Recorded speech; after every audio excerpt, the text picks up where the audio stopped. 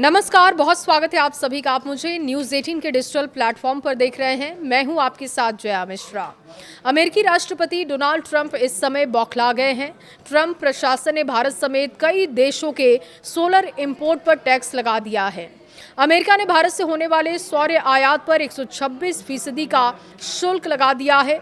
ये फैसला इस डिसीजन के बाद लिया गया कि भारत ने अपने मैन्युफैक्चरिंग सेक्टर को अनुचित तरीके से सब्सिडी दी थी।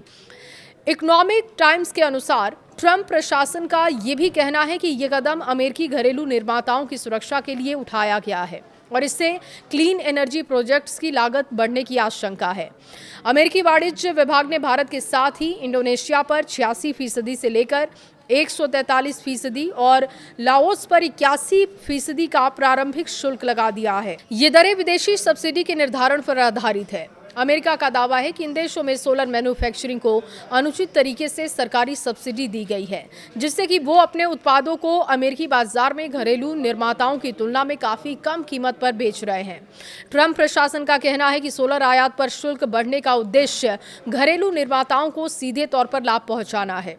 15% से अलग होंगे ये शुल्क। देखिए, ये शुल्क ट्रंप के उन व्यापक वैश्विक टैरिफ से अलग होंगे जिन्हें पिछले सप्ताह अमेरिकी सुप्रीम कोर्ट ने खारिज कर दिया था और इसके जवाब में ट्रंप ने नए 10% टैरिफ जारी किए, जिसे उन्होंने बढ़ाकर 15% करने की धमकी दी।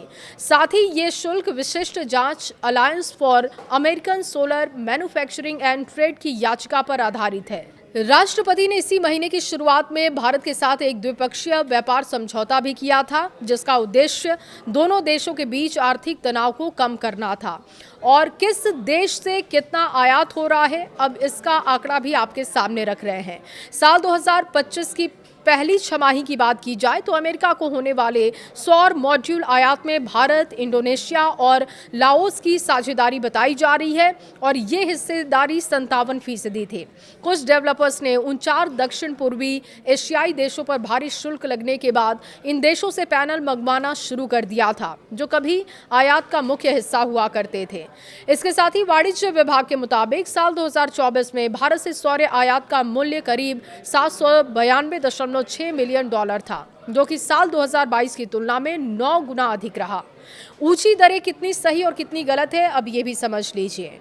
एक शोध नोट में लिखा गया कि शुल्क की ये ऊंची दरें भारतीय सौर पैनल निर्माताओं के लिए अमेरिकी बाजार को काफ़ी हद तक अनुपलब्ध बना देता है। यानी भारतीय और सौर कंपनियों के लिए अमेरिकी बाजार अब लगभग बंद हो जाएंगे।